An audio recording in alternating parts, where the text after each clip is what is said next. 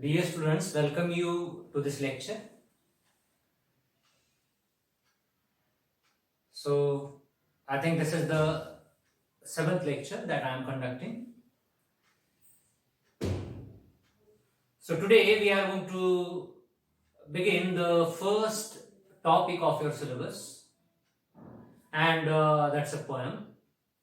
And the poem, as you know, is this the love song of J. Alfred Prufrock. This is the first poem out of the two poems which are described in your syllabus. So, as I told you in previous lectures, T.S. Eliot is really a difficult poet and even a different one, and therefore it is very important to deal with each and every aspect of the poem in a very careful manner. For example, we have to think about the background to the poem first. And this background is very important to understand because the entire poem is based on this background. And if you don't understand the significance of this name Alfred Prufrock and some other details which I am going to present before you, so you need to understand them. So therefore it is important to initially understand these details properly. So actually this poem title, The Love Song of J. Alfred Prufrock, is a revised one. It is revised because previously the title of the poem was This Prufrock Among the Women. And later T.S. Eliot changed the title.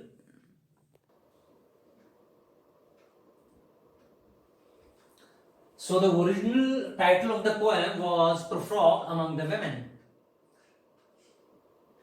But later this title, Prufrock Among the Women, it was revised. And the new title was given by the poet Eliot. It is Love Song of J. Alfred Prufrock.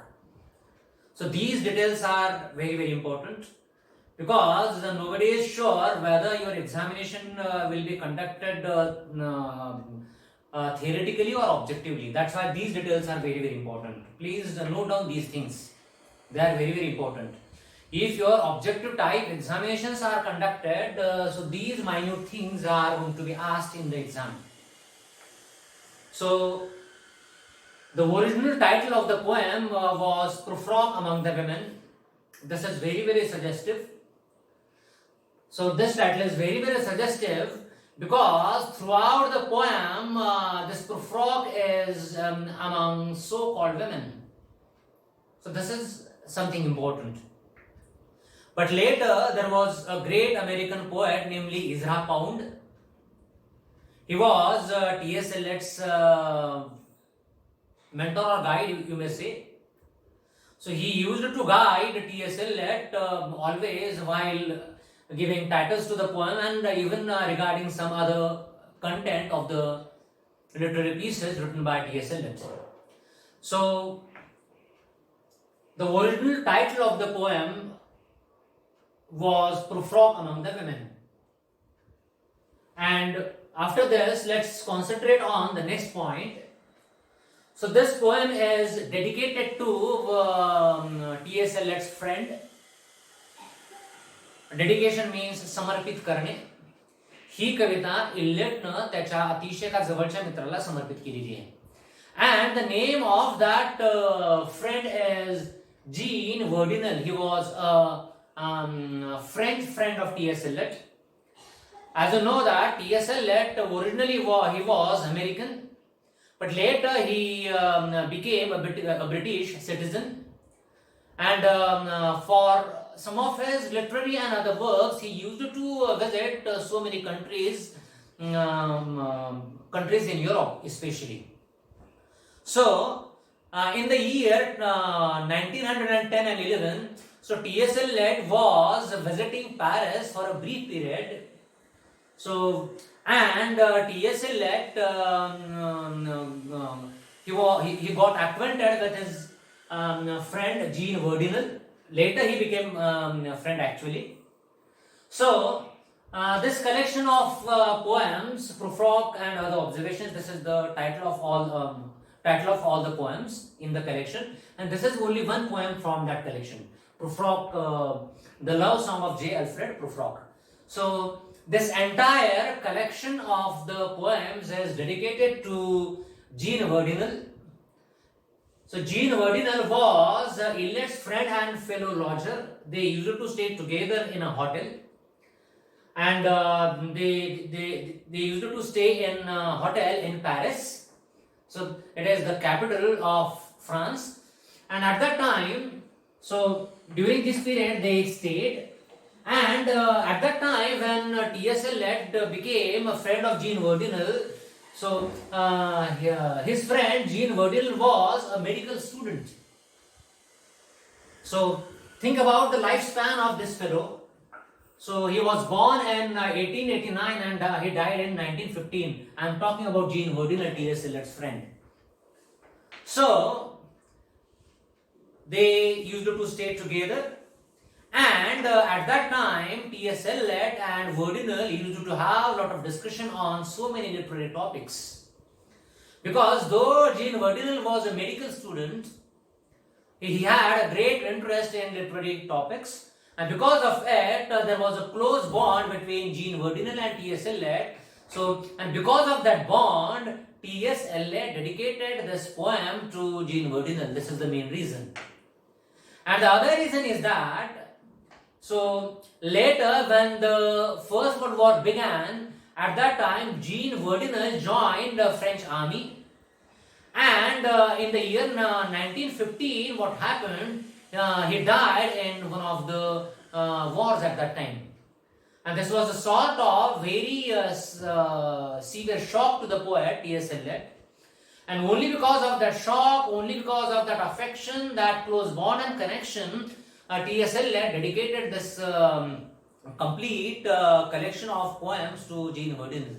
So it was a sort of emotional memorizing the friend Jean Verdinel. So in the memory of Jean Verdinel, T.S. Eliot dedicated this entire title to his friend. So this is important. And next is, let's think about what is actually there in the poem. So actually this complete poem is a satire. Try to understand what is mean by satire. So last year you studied Rape of the Lock. I think you studied it. And you might be knowing that that poem, Rape of the Lock, is a satire. It is satire on that upper class British society of that time. So you know that. So what is mean by satire? Just try to understand. So in satire, somebody is being criticized. एखाद्याचं म्हणजे एखाद्यावर टीका म्हणजे करण्याचा म्हणजे प्रयत्न आहे उपहासाच्या माध्यमातून satire. So this poem, the poem, I will say love song. This is the actually abridged title that I have given. So this poem, love song, it's a satire on 19th century Boston society. So there is a city in America, USA, namely Boston, and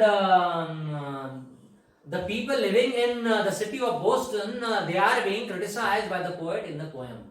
There are so many reasons why those people are criticized. So it's a satire on Boston society, 19th century Boston society. This is important. When T.S. Eliot was born, he was born in 19th century.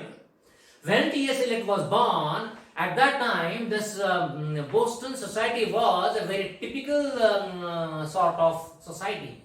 Okay, so it was upper class society of America, and the overall nature of that upper class Boston society of 19th century has become the subject of poets' criticism in this context. So try to understand what I am trying to put forward. It's a satire on 19th century Boston society, which Eliot denounced. Denounced means criticized. In this poem, this 19th century Boston society has been the subject of poets' criticism. So, poet has attacked this society throughout the poem. So, how were the people? How was the behavior of those men and women? Okay. So, the artificial nature of the elite class, elite means upper class. So, this has been the subject of poets' criticism in this context. So, it's a satire on 19th century Boston society, which Eliot denounced. So, Eliot called that society as quite uncivilized. Uncivilized means apragat vicharacha दृष्टिकोनातून, but refined beyond the point of civilization. So actually, this this Boston society was so refined. So एवढी प्रगत होती की खरं तर म्हणजे civilisation म्हणजे संस्कृती किंवा समाज म्हणा, खरं तर म्हणजे त्या समाजाच्या एकंदरीत म्हणजे काय पलीकडच्या अशा प्रकारची म्हणजे काय लेवल होती यांच्या म्हणजे एकंदरीत स्वभावाची, एकंदरीत वैशिष्ट्यांची. You try to understand. So this is something important that I am going to talk. So I am saying that, I am telling you that this complete poem is a satire on 19th century Boston society. This is upper class, or you can say upper middle class in this context. Okay, so this Prufrock belongs to that Boston society. It's a fictional character. It's an imaginary character. काल्पनिक अशा प्रकारचं एक म्हणजे काय पात्र आहे Prufrock. Okay, so this is something significant in this context. So if it is over, then I will talk about the next point.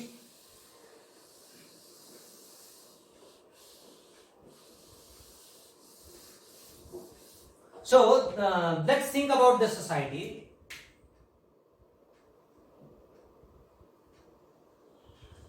So this society, I mean Boston society,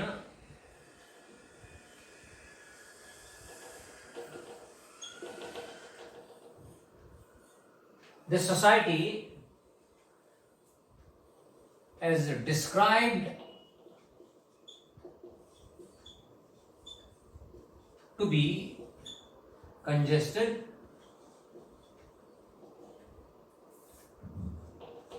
the society is described to be congested with learning,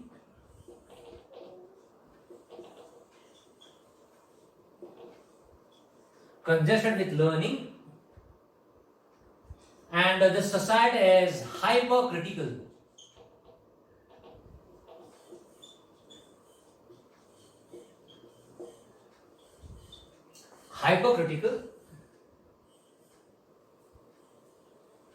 Then concerned,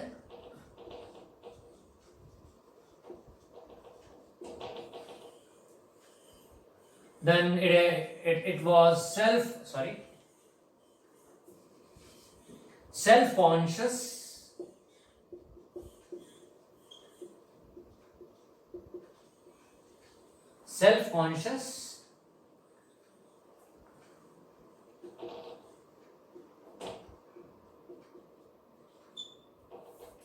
filled with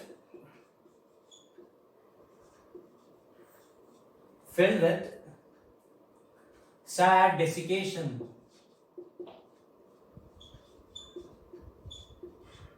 Desiccated means dry. So this is the description of the society. So generally some people say that education makes people narrow-minded. Education makes people congested, means narrow-minded. So because of education, these people, the people living in Boston, they had become congested. It means that this society is self-centered. So the overall motivation of these people, or overall motivation behind the living of these people, is their own interest. Okay, so always they think about themselves. They do not cross the periphery of their own people. So this is something. So they are congested with learning. शिक्षणामुळं म्हणजे जे लोक म्हणजे कसे congested किंवा narrow minded झालेले आहेत, hypercritical. So sometimes hyper means something which is very very large, अति या अर्थानं. They are hypercritical. They are critical about certain things. म्हणजे अचानक एखाद्या गोष्टीवर एवढ्या मोठ्या प्रमाणात म्हणजे टीका करायची किंवा एकंदरीत तसा टीकात्मक त्यांचा दृष्टिकोन असतो. They are hypercritical, concerned, and they are self-conscious. They are conscious about themselves only. So again and again I am saying that the Boston society is self-centric. The Boston society is always concerned about itself. म्हणजे स्वतःविषयी, स्वतःच्या कोशाविषयी किंवा स्वतःविषयी म्हणजे काय विचार करणारे, स्वतःच्या कोशामध्ये जगणारे अशा प्रकारचे लोक आहेत. And those people living in the society are filled with sad desiccation. Desiccation means they are devoid of any emotions. म्हणजे कुठल्याही प्रकारच्या भावभावनांचा अभाव ज्या लोकांकडे आहे अशा प्रकारचे. They are dry, they are desiccated. Desiccation means something that is dry. Okay, so in this way emotionally they are desiccated. So culturally they are desiccated. Spiritually they are desiccated. So in this way this society is self-conscious, this society is self-centric, and about that society T.S. Eliot has given certain things in this context in this poem. Okay, so some of the things even in the poem they are very very ridiculous. अतिशय हास्यास्पद अशा म्हणजे काय गोष्टी आहेत या कवितेमध्ये ज्या कवी दाखवून देतो. Okay, so this is about the Boston Society.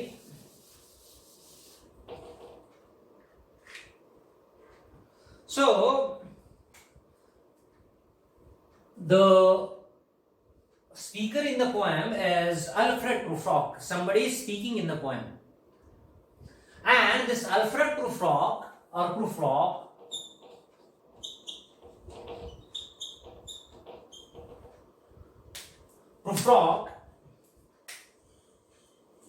is the product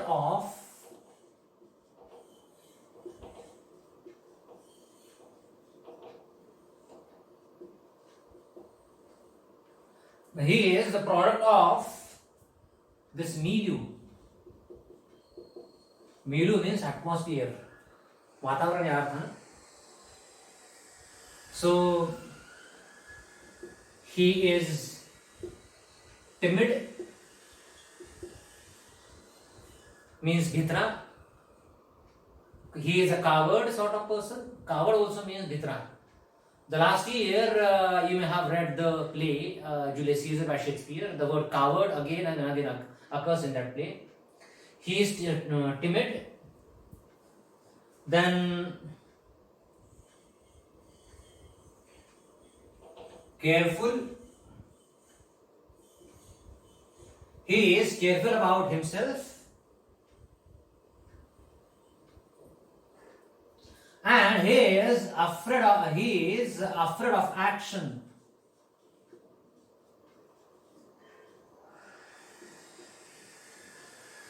He is afraid of action.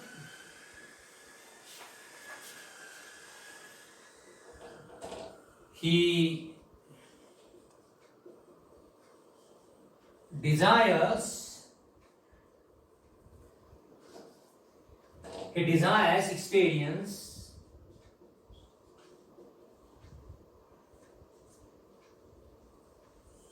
He desires experience, but is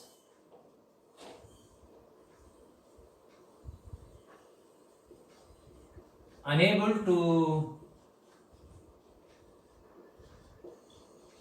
surrender to it.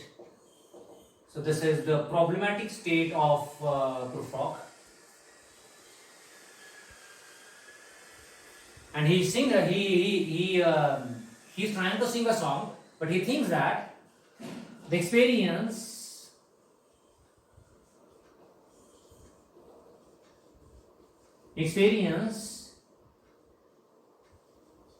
may not be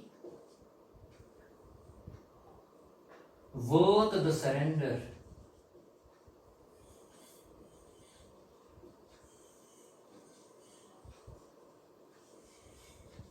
So this is the problematic state of Prufrock. So try to understand what has been written. So how was that society? As I told you, it was self-conscious. That society is hypercritical, and that society is congested with learning. So many things I have given in this context. And this overall atmosphere has shaped our speaker in the poem, the principal character in the poem, Prufrock. He is the only character, not principal one.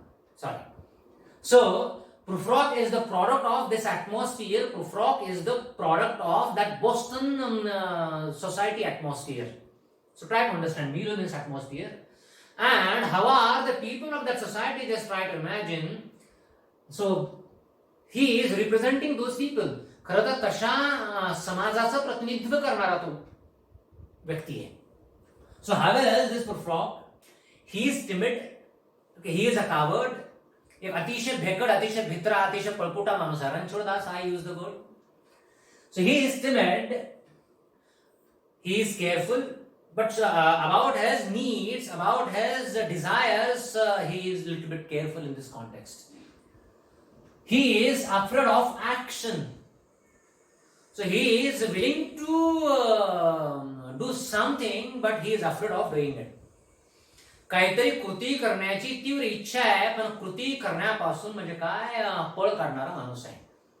So he is afraid of action, and actually he is willing to have certain experiences. So he is willing to have experience with women. He is willing to talk to them. He is willing to visit those women. He is willing to be associated with them. He is willing to convince them regarding certain things. So there are so many things that he is only willing to. Actually, he is not able to do anything. Okay. So he only imagines. He only thinks. He hardly does anything. म्हणजे बिलकुल कृतीच्या म्हणजे पातळीवर म्हणजे काय शून्य असणारा हा माणूस आहे. कृती शून्य आहे. Okay. So he doesn't do any action in the poem. Okay. So he is timid. In certain cases he is careful. And he is afraid of doing action. He करू का, ते करू का. So he is the sort of Shekchilli. You know the story of Shekchilli. Okay. So Shekchilli is something Shekchilli is something who always thinks. Only thinking is the matter of Shekchilli like people. So nothing else these people do. Only they build castles in the air. म्हणजे हवेमध्ये इमले म्हणजे बांधण्याचं काम म्हणजे करणारी खरं तर मंडळी Prufrock सारखी. They only think. They don't do anything. So he desires experience but is unable to surrender to it. If I am willing to have some experience, if I am willing to visit a tourist place, I have to go there and I have to get that experience. But this Prufrock is such a person who is not able to surrender to that experience. म्हणजे तो अनुभव मिळवायचा आहे.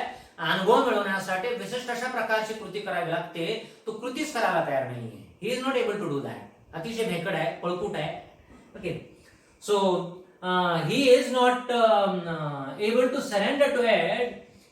The experience may not be worth the surrender. He thinks that if I do something to get that experience will not be good one for me, or that experience will not be perfect that I should undergo. Okay. म्हणजे तो अनुभव मी घ्यावा, पण तो अनुभव म्हणजे काय घेण्याच्या लायकीचा अनुभव नसेल तर म्हणजे मी काय करावं.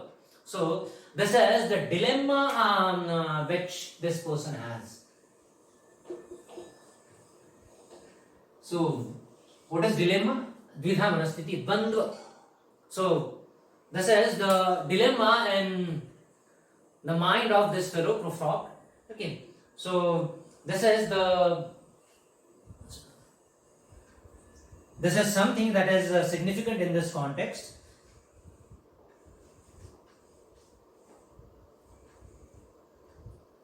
So some other details about the poem.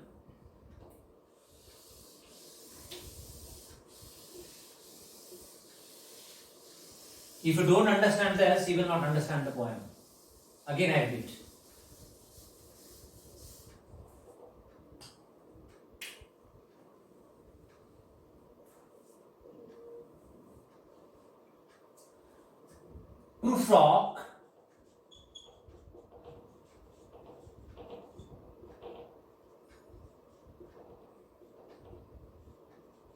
Prufrock is willing to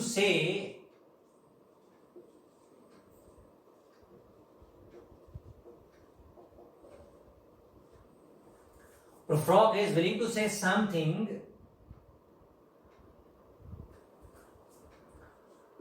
because he believes that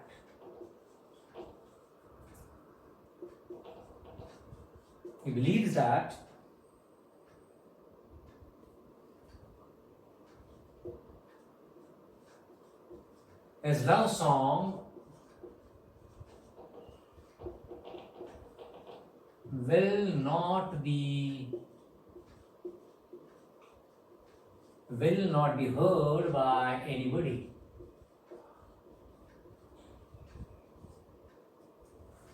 Will not be heard by anybody.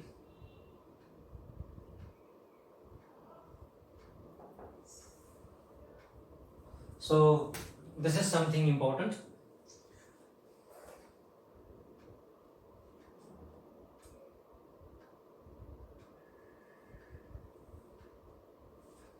So this complete poem is a dramatic monologue.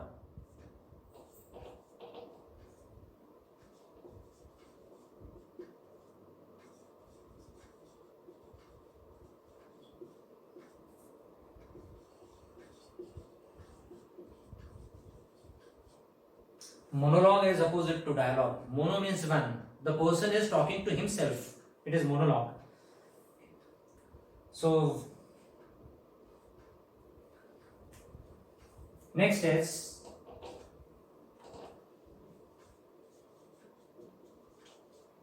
Prufrock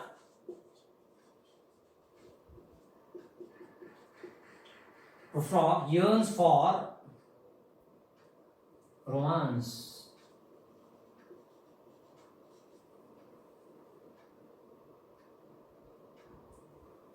At Mox and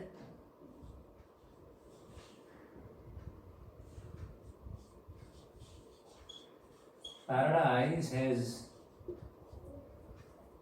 desire.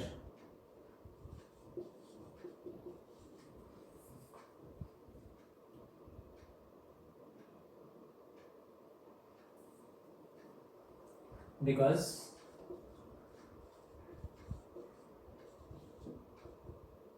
he is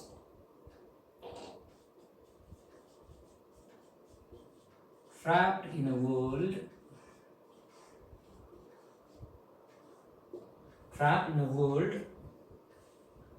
which would only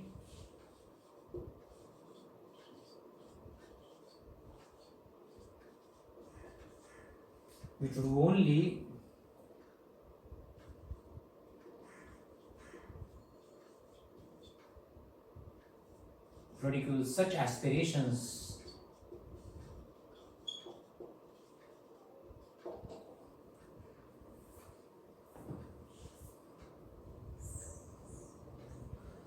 So Prufrock is willing to sing a song. Actually, there is no song in the poem. He is only willing to say it. He is only willing to sing it. So throughout the poem, he is willing to sing that song to impress women, because he is willing to have that close bond with not a woman but women. Okay, so he is willing to say something through that song. He is willing to say that song because he is having that guarantee that nobody is going to listen to that song. तो ते गीत म्हणजे म्हणणार आहे कारण त्याला खात्री आहे की ते गीत कुणीच ऐकणार नाही. Okay, this is something problematic. Okay, so he is willing to sing that song because his song will not be received by anybody. His song will not be heard by anybody. Okay, there are certain people who show their courage in their home itself, and when they leave their home, they become coward. Actually, they are. म्हणजे फक्त म्हणजे कल्पनेच्या पातळीवर म्हणजे काय खरं तर गीत म्हणण्याचं लव सॉन्ग प्रेमगीत. Okay, but he is not able to sing that song throughout the poem. He is willing to sing that song because he has that guarantee that nobody is going to listen to it.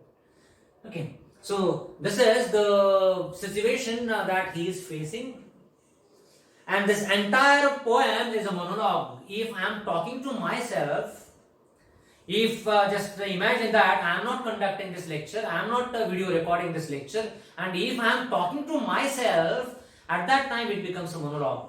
And there are certain elements of drama in that monologue. म्हणजे नाटकामध्ये कसं ups and downs वगैरे सगळ्या एकंदरीत हा हावभाव वगैरे सगळे असतात ना. ओके, चढउतार वगैरे आवाजाचे तशा प्रकारची एकंदरीत सगळी बाब या मोनोलॉग मध्ये दिसते. Mono means one. This is a prefix mono. Okay, so the entire poem is a monologue. So he is talking to himself. So Frog yearns for romance. Yearn, this word is very very important, means zurne. So he is yearning for romance. He is willing to do something romantic. Okay, he is willing to be associated with women. But unfortunately, he is not able to do that. So, because he mocks and parodies his desire. म्हणजे स्वतःची जी इच्छा आहे खरं तर रोमांसची, ती इच्छा तो दडपून टाकतोय, दाबून टाकतोय. खरं तर त्या इच्छेची तो म्हणजे काय चेष्टा करतोय, मस्करी करतोय जणू स्वतःचीच. It mocks and parodies his desire. खरं तर स्वतःच्या इच्छेचं विडंबन आहे वेगळ्या प्रकारे. Because he is trapped in a world which would only ridicule such aspirations. Okay, so actually he is willing to do something romantic, but he is not doing it because he is trapped in that world, because he thinks that whatever romantic he will do, it is going to be ridiculed. लोक म्हणजे काय खरं तर या गोष्टींना हसण्यावर येतील. खरं तर I will be the subject of, but मी चेष्टेचा विषय होऊन जाईन लोकांच्या नजरेमध्ये. लोक माझी चेष्टा करतील, लोक म्हणजे माझ्यावर टीका करतील, लोक माझ्याकडे वेगळ्या नजरेने पाहतील. हे सगळं म्हणजे काय खरं तर व्यक्त करणं म्हणजे शक्य नाहीये. ओके, त्याचा विचार म्हणजे खरं तर तो व्यक्त करू इच्छितोय पण ते व्यक्त करणं त्याला शक्य होत नाही. He is willing to do something romantic, but unfortunately he is stopping himself from doing that romantic things. Okay, just try to understand. अहो म्हणजे याच्याकडे म्हणजे खरं तर त्या म्हणजे महिलांना मुलींना जाऊन बोलण्या एवढं सुद्धा म्हणजे का खरं तर धैर्य नाही, तर बाकी गोष्टी तर सोडून द्या. So he is such a person. There is a Marathi word for that. Okay, so the word नेभळट. Okay, खरं तर हा काल्पनिक अशा प्रकारचा प्रियकर आहे जो एकंदरीत म्हणजे काय नेभळट आहे, ज्याला म्हणजे काहीच व्यक्त करता येत नाही, ज्याला काहीच कृती करता येत नाही, फक्त म्हणजे काय विचाराच्या पातळीवर तो सगळं हे करतोय. So nothing beyond that he does in the poem.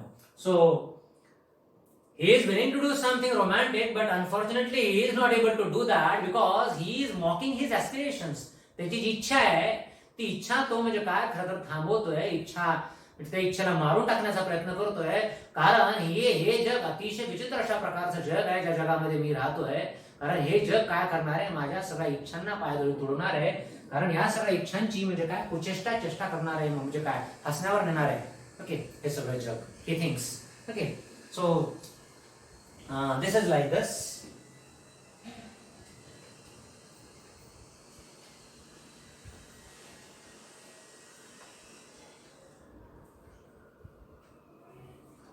So I hope you are taking it down. So there is a word that is important, reverie. Okay. So this reverie means divaswapna. Actually, is a reverie, so divaswapna sutta. This entire poem is a reverie. Okay, this is a piece of Prufrock's imagination. कृतीत काहीच नाही, फक्त विचार आहे, दिवास्वप्न आहे थोडक्यात. So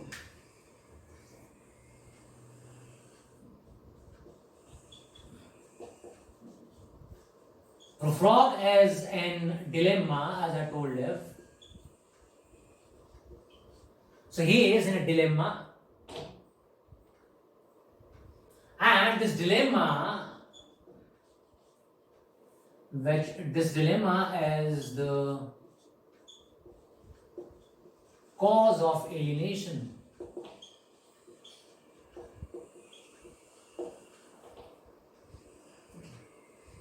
Alienation means who is somebody separated from rest of the world.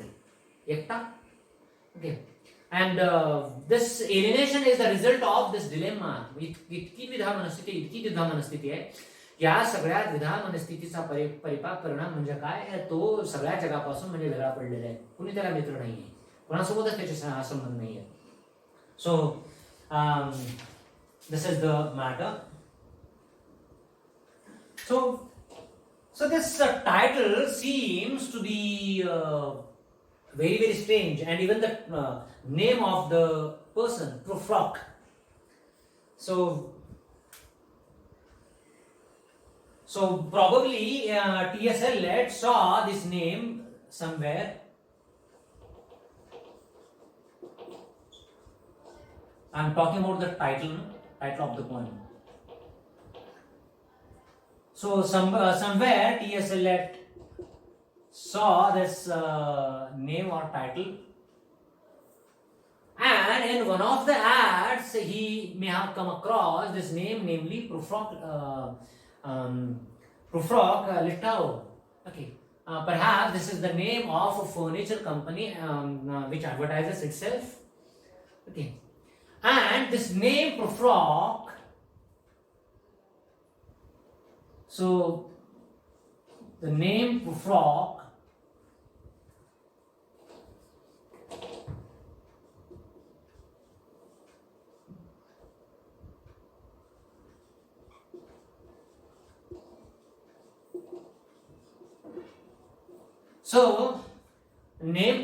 has associations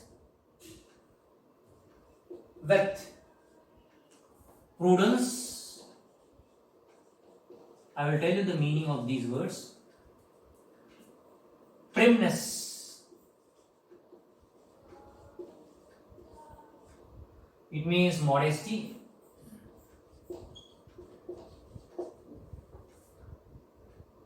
Even it may mean prudishness.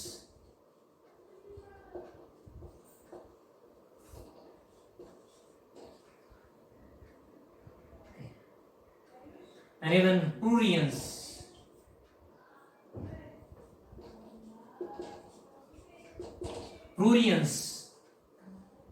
So, and he has that dandyism.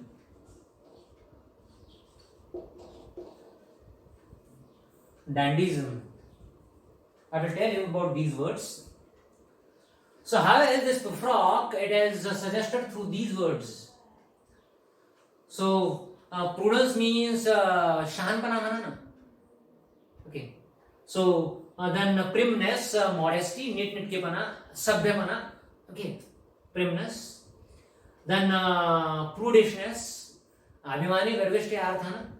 And prurience. So this prurience, the word prurience is associated with, you can see, intense sexual desire. So actually in the poem, Prufrock has intense sexual desire, but he is not able to express it properly. And to satisfy that desire, he is not able to establish that relationship with women. Okay. And he has that dandyism, the word dandy. Dandy means somebody who is very, very showy, भपकेबाज व्यक्ती, आणि भपकेबाजपणाला dandyism म्हणतात. Okay, so in this way he is a dandy. So he is willing to wear certain dresses to impress women. He is thinking about his dress, he is thinking about his hair, he is thinking about his entire look. Okay, so again and again he is trying to think about it. Okay, and the ultimate result of everything is completely zero. Okay, या सगळ्या गोष्टींचा परिणाम म्हणजे zero आहे, म्हणजे तो काहीच करू शकत नाही, म्हणजे त्या कृतीच्या पातळीवर तो काहीच करू शकत नाही. कृती फक्त एकच, विचार करणे. खरं तर विचार करणे ही कृती नव्हे. So thinking is not an action, and unfortunately this Prufrock, okay, so he is somebody who can be encapsulated with these notions. Okay, so actually this is a name to mock the person. Okay, Prufrock, this is a name through which the poet is mocking certain people from Boston society. Okay, and how as the poet is trying to mock him, prude in frock.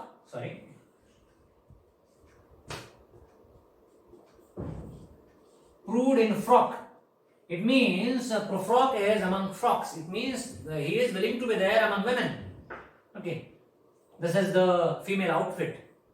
Okay, so he is willing to be there among women, and he is willing to be there, but he is not actually visiting those women, unfortunately.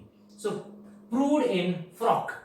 Okay, म्हणजे अशा प्रकारचा एक म्हणजे स्वतःविषयी विचार करणारा म्हणजे आत्मकेंद्री अशा प्रकारचा माणूस प्रूड, who is there among frocks, who is there among women. So this has been the sarcastic title given by the poet in this context. So I hope you have understood the significance of this title. Okay, so I have given much details about the title Prufrock. Prufrock is somebody who is a ridiculous character, in short.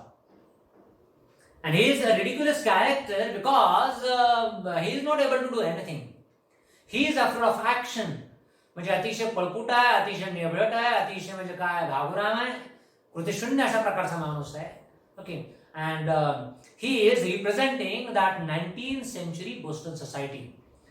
19व्या शतकामध्ये असणारी जी एकंदरीत अमेरिकेमध्ये समाज रचना आहे, समाजाचं एकंदरीत वेगळ्या प्रकारचं चित्र या कवितेच्या माध्यमातून आपल्याकडे पुढे येते. So let's stop here in this lecture. In the next lecture we are going to actually begin the poem. I hope you have got the text. And again I tell you to mail me if you haven't got the text. Again I give you my mail.